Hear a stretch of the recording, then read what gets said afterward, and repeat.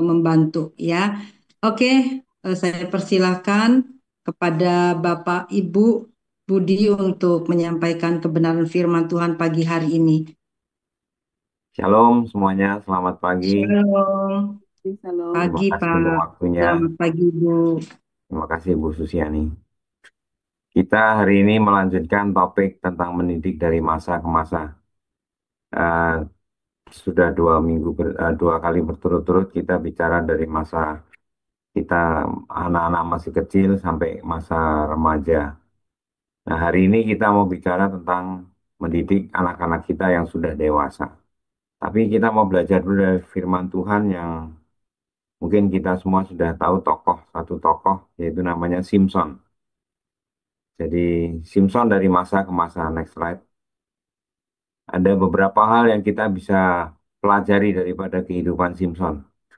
Ya kalau kita dengar kata Simpson pasti sesuatu yang konotasinya adalah yang kurang bagus ya. Tapi mari kita belajar apa yang sebenarnya Tuhan mau lakukan dalam kehidupan Simpson. Yang pertama adalah Allah itu memanggil bahkan dari sejak kandungan. Jadi panggilan seseorang itu bukan terjadi pada waktu tiba-tiba, tapi dari sejak kandungan. Dalam Hakim-Hakim 13 ayat 3 sampai 5 dikatakan, dan malaikat Tuhan menampakkan diri kepada perempuan itu dan berfirman kepadanya demikian. Memang kau mandul, tidak beranak, tetapi engkau akan mengandung dan melahirkan seorang anak laki-laki. Oleh sebab itu, peliharalah dirimu, jangan minum anggur atau minuman yang memabukkan dan jangan makan sesuatu yang haram. Sebab engkau akan mengandung dan melahirkan seorang anak laki-laki. Kepalanya takkan kena pisau cukur. Sebab sejak dari kandungan ibunya, anak itu akan menjadi seorang nasir Allah. Dan dengan dia akan mulai penyelamatan orang Israel dari tangan orang Filistin. Jadi menarik nama kata arti kata Simpson itu berarti bersinar seperti matahari. Dan dia menjadi hakim selama 20 tahun di dalam masa ketika bangsa Israel melawan orang Filistin.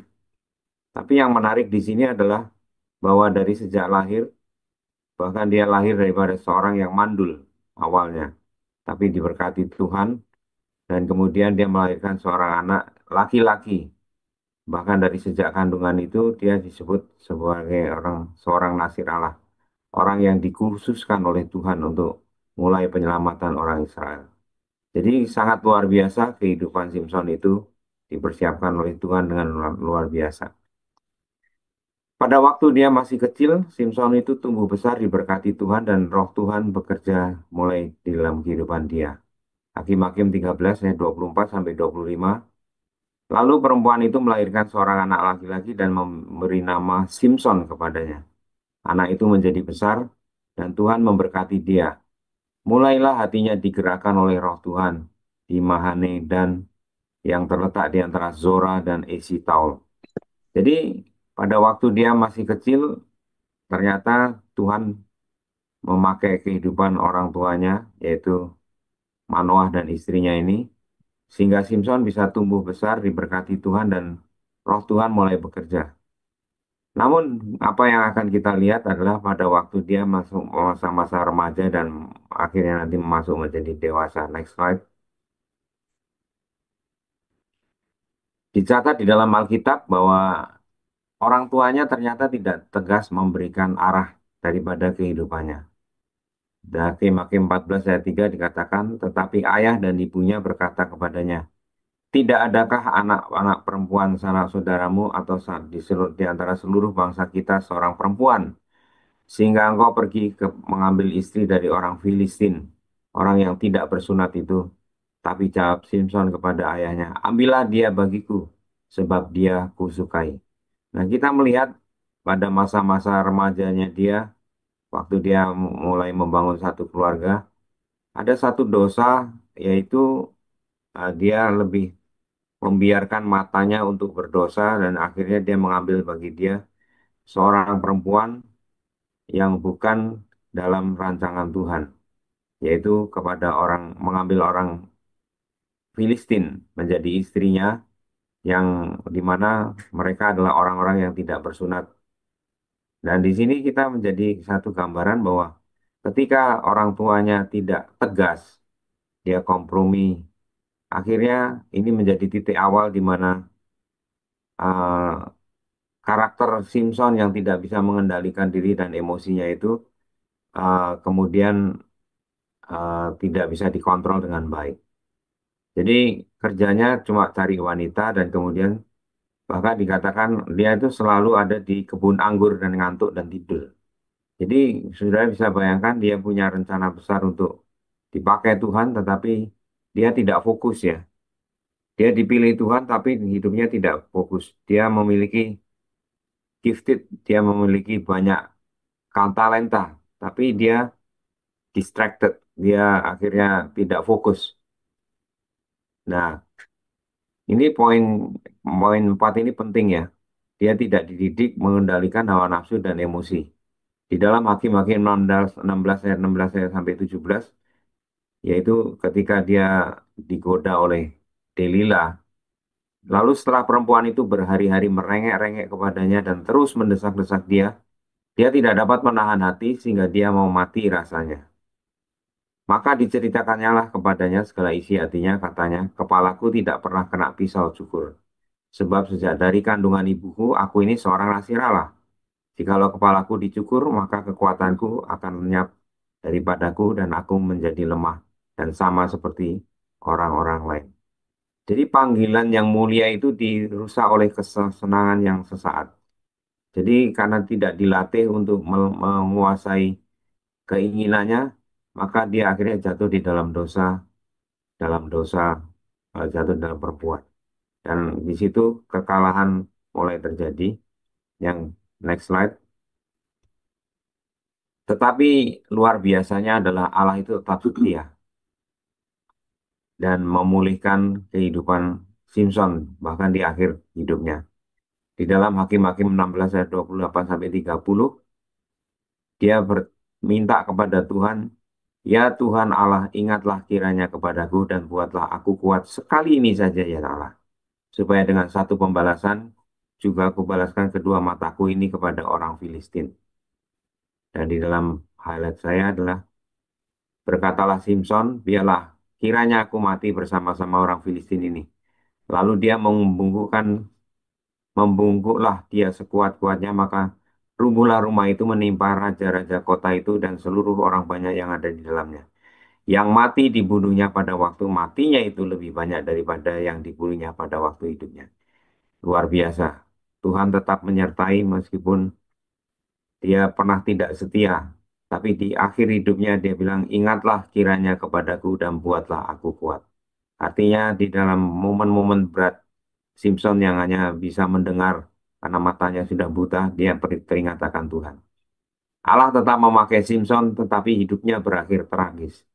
Tuhan itu setia pada rencananya, tapi anak bisa kehilangan banyak kesempatan karena tidak dididik dengan benar. Jadi poin kita hari ini adalah bagaimana em, fokus kita pada waktu anak kita menjadi dewasa, jangan sampai anak itu meninggalkan Tuhan. Next slide. Nah, kita sudah belajar dari masa ke masa tentang bagaimana mendidik anak, mulai dari penanaman nilai dasar, kemudian membentuk karakter, melatih kemandirian, dan membangun satu nilai kehidupan. Seharusnya ketika dia dewasa, dia menjadi sahabat seumur hidup. Dan tujuan akhir daripada mendidik anak adalah menjadi sahabat seumur hidup, sehingga kita bisa berdampingan sebagai rekan kerja di dalam pekerjaan Tuhan. Next slide. Nah, kita akan bicarakan poin yang terakhir adalah bagaimana mendidik anak di masa dewasa ya, usia 20 tahun ke atas. Pertama, kita perlu meneguhkan identitas dan tujuan hidup. Ya, jadi di usia remaja, anak-anak mencari identitas, who am I? Siapa saya ini? Kalau kita tidak mengarahkan dengan benar, kita tidak meneguhkan identitasnya, dia tidak melihat akan identitas yang benar dari keluarganya, maka dia akan mencarinya sendiri di luar dengan teman-temannya. Usia 20-an adalah masa seseorang mengambil keputusan penting tentang studi lanjutnya, karir, pasangan hidup, pelayanan, dan arah hidup. Ya, tentu saja semasa selesai SMA, ya, anak-anak kita akan kuliah ya secara umum ya. Nah, di dalam masa-masa dia mau mengambil jurusan apa, itu biasanya berubah-berubah terus ya. Temennya bilang apa, dia ikut. Ada gurunya bilang apa, dia ikut. Dia lihat apa di IG, dia ikut. Pokoknya banyak banget perubahannya ya. Orang tua jangan kesal-kesal ya. Memang secara umum orang seperti itu. Coba bayangin kalau kita ada di posisi dia, mungkin kita juga akan mengalami hal yang serupa seperti dia. Tapi bawa semuanya kepada Tuhan, Sang Pemilik dari kehidupan anak-anak kita. Dan tanyalah kepada Tuhan yang memiliki anak-anak kita. Tuhan, Tuhan mau yang mana? Tuhan mau saya arahkan dia kemana? Tuhan bicara kepada anak itu, dan biarlah kami saling meneguhkan satu sama lain. Dan lihat, begitu banyak jalan-jalan dan pintu-pintu yang akan Tuhan tunjukkan kepada kita sebagai orang tua, sebagai wakilnya Tuhan, untuk kita bisa mengarahkan anak kita dan hatinya bisa mendengarkan. Jadi, selalu kembalikan kepada Tuhan. Jangan panik, jangan frustasi, tapi selalu bertanya kepada Sang Pemilik. Jangan abaikan Tuhan dalam momen-momen ini. Nah, kemudian anak-anak di masa dewasa juga membangun kemandirian, belajar berdiri sendiri secara finansial, emosional, dan spiritual. Jadi ajar mereka untuk bisa mandiri secara finansial. Jangan apa-apa ada kebutuhan uang habis mulu gitu kan. Ini cuman segini, oh, udah ditambahin uang mingguannya atau bulanannya, habis lagi. Ya, coba minta mereka untuk membuat catatan keuangan. Ya, kalau misalnya susah pegang uang, ya kasih uangnya jangan bulanan tapi mingguan ya. Karena kalau misalnya bulanan cepet bet habis ya, yang 3 minggu lagi mau mau gimana gitu ya.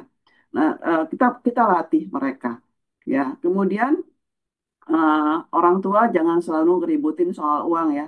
Karena kita seperti orang yang tidak percaya juga ya, ributin duit terus ya. Percayalah bahwa Tuhan akan eh, apa eh, memelihara akan kehidupan setiap kita. Tapi memang kita harus tata ulang pengeluaran kita bagaimana ya, sehingga kita bisa hidup dengan lebih hemat. Kemandirian bukan berarti hidup tanpa Allah atau komunitas ya. Mandiri artinya dia bisa melakukan ini itu sendiri, tapi harus dengan Tuhan, harus ada komunitas. Ada satu istilah begini, makin besar seseorang, ya, makin besar seseorang, maka dia akan bisa lebih uh, mandiri, bisa hidup sendiri. Tapi makin dewasa seseorang secara rohani, dia makin tidak bisa hidup sendiri tanpa Tuhan. Ya, jadi makin dewasa rohani kita, kita harus selalu bergantung pada Tuhan. Tapi makin mandiri kita, makin dewasa kita di dunia ini, ya, maka kita makin bisa hidup sendiri tanpa orang lain.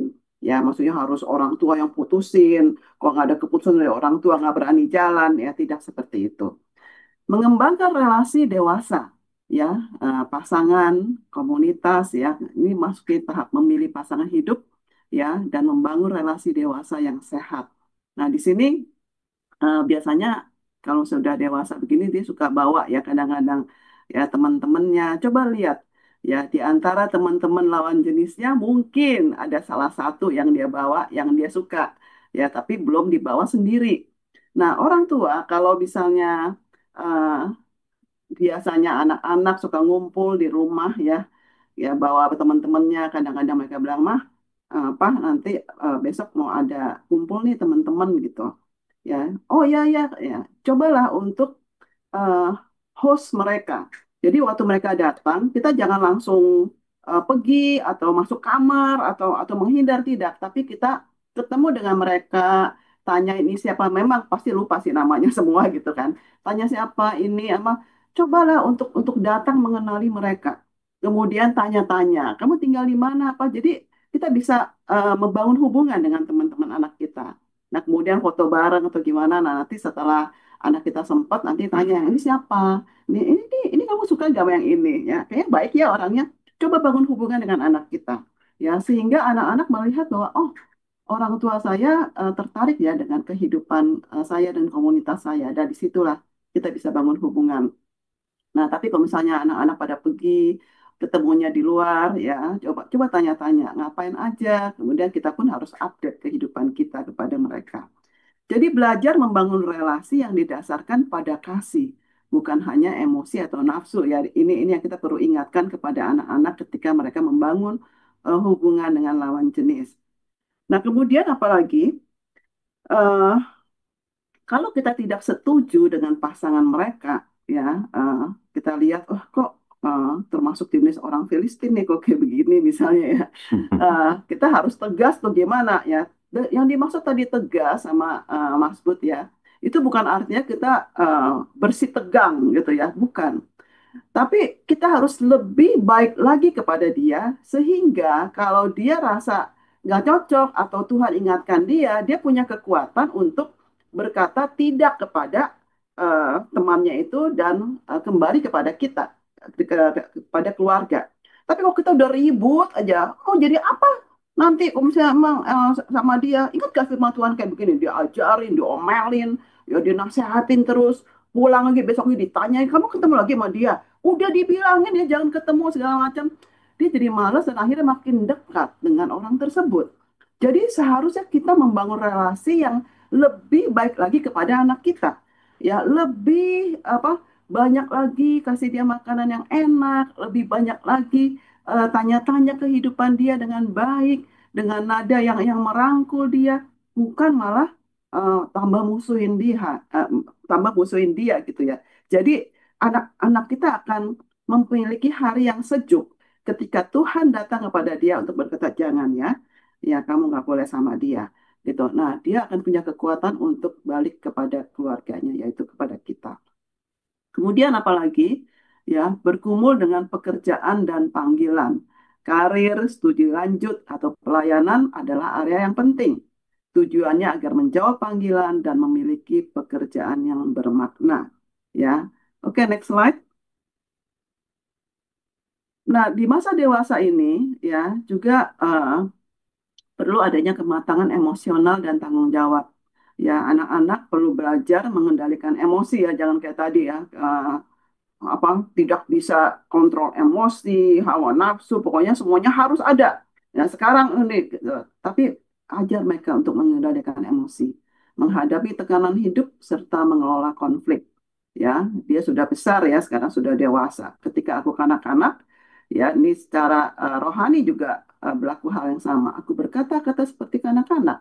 Aku merasa seperti kanak-kanak, pikir seperti kanak-kanak. Tapi sekarang sesudah aku dewasa, aku meninggalkan sifat kanak-kanak tersebut.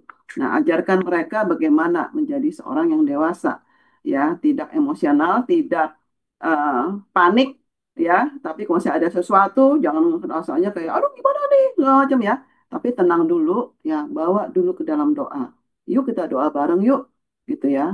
Kemudian kita ambil langkah-langkah ketika kita sudah menjadi tenang. Jangan saat kita lagi dalam kondisi panik kita mengambil keputusan-keputusan ya seringkali itu masih belum jelas ya.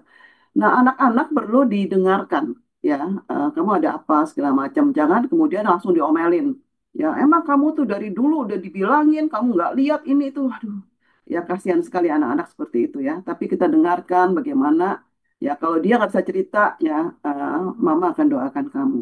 Papa akan doakan kamu dan ada di sisi kamu. Kamu tenang aja, kamu sharing bagaimana update-nya gitu. Nah, anak-anak akan tenang. Ya, walaupun dia nggak bisa cerita semuanya, jangan paksa. Ya, itu kan urusan dia kan.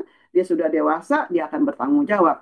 Tapi kita membawa dalam doa. Dan pada saatnya, ya dia akan tahu bahwa keluarga, orang tuanya yang selalu membuka pintu buat dia dan menerima dia. Ya, kemudian apalagi kehidupan iman yang mandiri.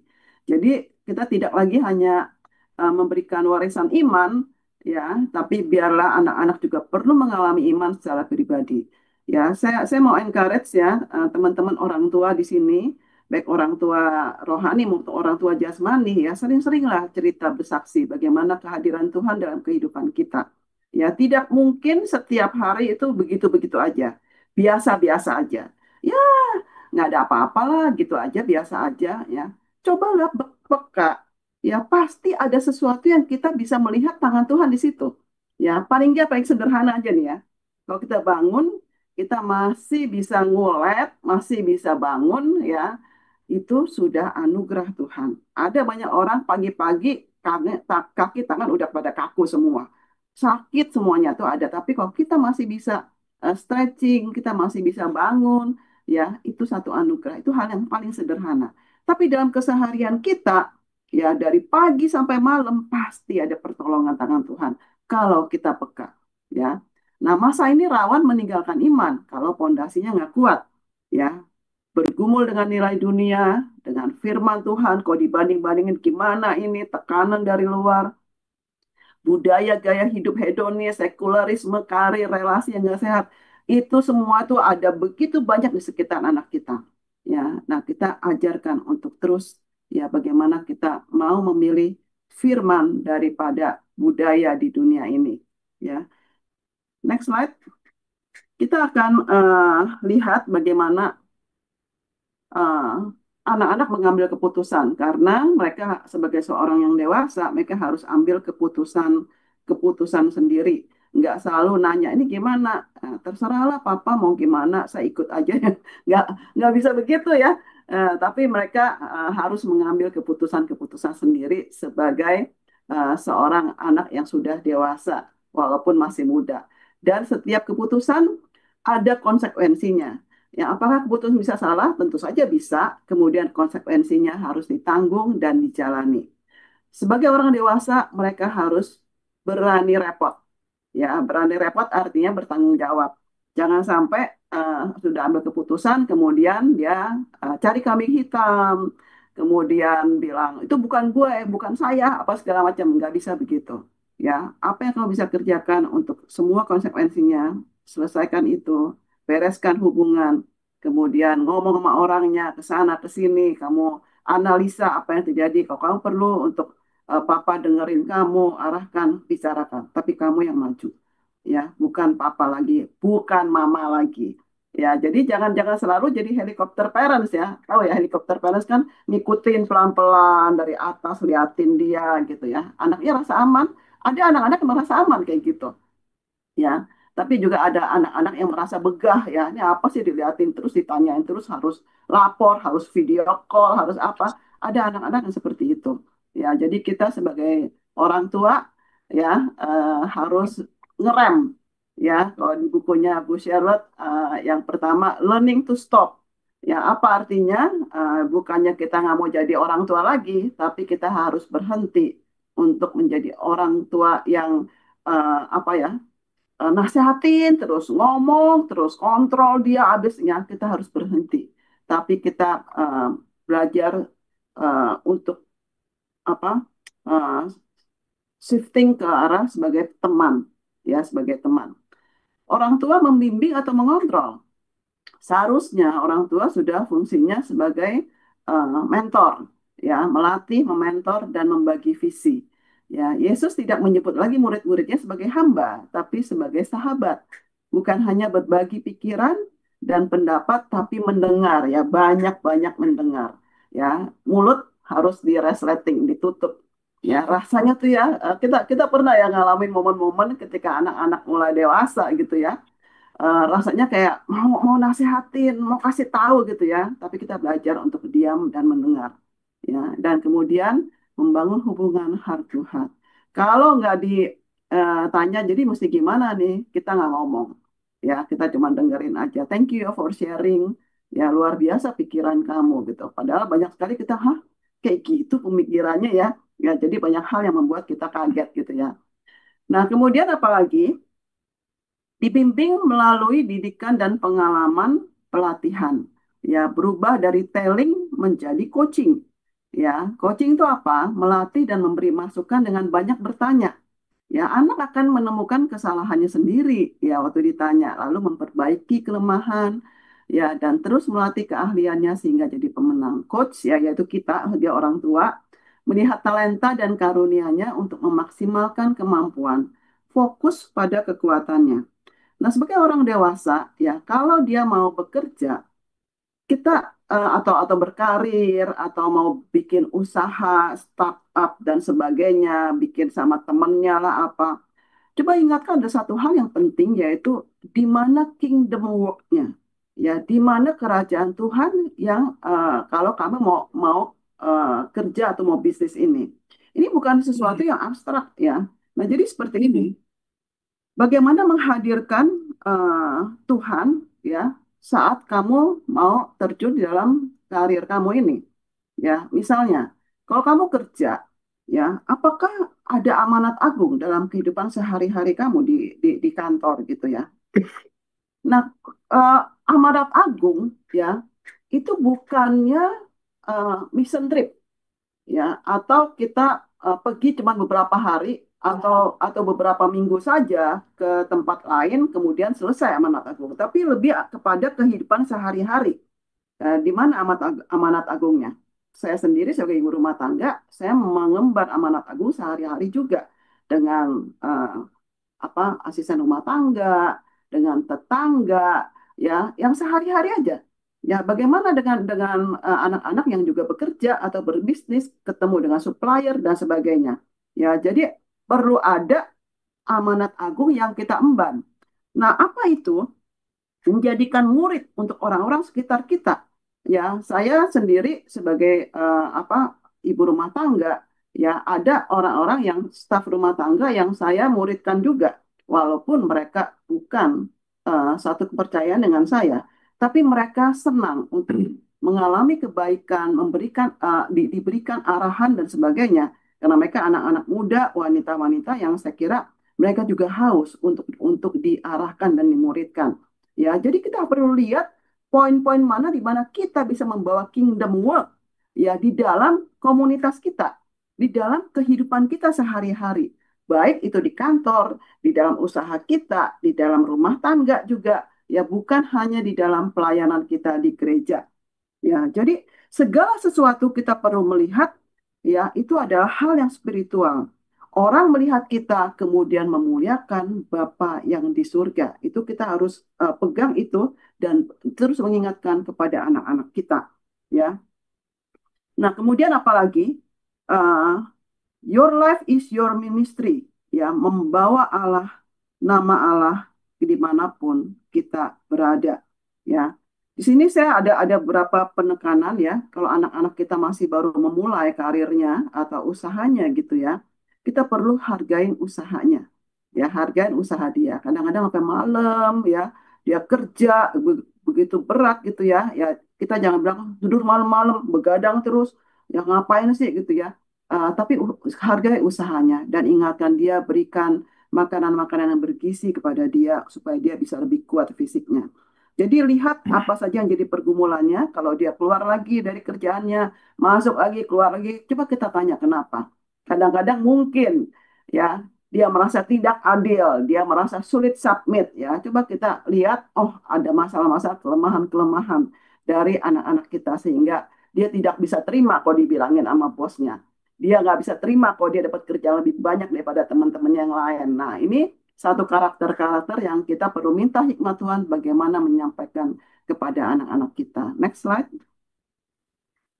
Lalu memberikan safety net. Apa itu? Ya, keputusan-keputusan yang perlu di mana dan bagaimana dalam melayani Tuhan. Bagaimana dia bergaul dan menemukan calon pasangan hidup. Tadi saya sudah jelaskan sedikit. Dan melengkapi diri agar siap menggenapi panggilan Tuhan dan membentuk keluarga. Ya, bagaimana juga anak-anak berhasil dalam pergaulan dan pekerjaan, ya, jangan terlalu sensi, baperan, ya. Kita kita jangan bilang kamu mau baperan, nah itu namanya menghakimi ya. Ya, nggak enak didengar buat anak-anak kita, nanti dia marah. Enak aja mami juga baper gitu. Nanti malah ribut ya. Tapi kita lihat gitu ya bagaimana, oh udahlah nggak usah dipikirin ya, mami juga pernah ngalamin hal kayak begitu dulu ya, bawa aja dalam doa ya, mungkin dia juga lagi susah. Pokoknya kita ada di sisi dia ya, tapi tidak menyerang dia ya, kita bisa ceritakan pengalaman kita, bawa dia sih, beri kesejukan lah intinya gitu loh ya, lalu membuat prioritas hidup yang benar. Prioritas sering kita dengar ya, ada Tuhan, keluarga, pekerjaan, dan sebagainya gitu kan. Nah, saya mau spot dua hal yang terbesar, yaitu pertama Tuhan. Nah, Tuhan itu adalah uh, Apa artinya Tuhan itu yang duluan? Tuhan berbeda dengan pelayanan atau pekerjaan Tuhan itu beda. Memprioritaskan Tuhan artinya kita harus mempertimbangkan firman Tuhan dalam setiap keputusan kita. Itu yang paling ultimate, yang tertinggi. Itu yang pertama. Ya, jadi semua keputusan harus pusatnya adalah firman itu sesuai atau tidak. Ya, dengan semua yang kita akan putuskan. Yang kedua yaitu keluarga, yaitu pasangan hidup kita atau anak-anak kita. Nah, yang pertama adalah pasangan hidup. Ya, apa arti pasangan hidup? Bukan porsi dia lebih besar, bukan. Bukan dia yang harus semua yang paling prioritas, bukan itu. Yang prioritas pasangan kita yang paling kita dengar adalah kesepakatan.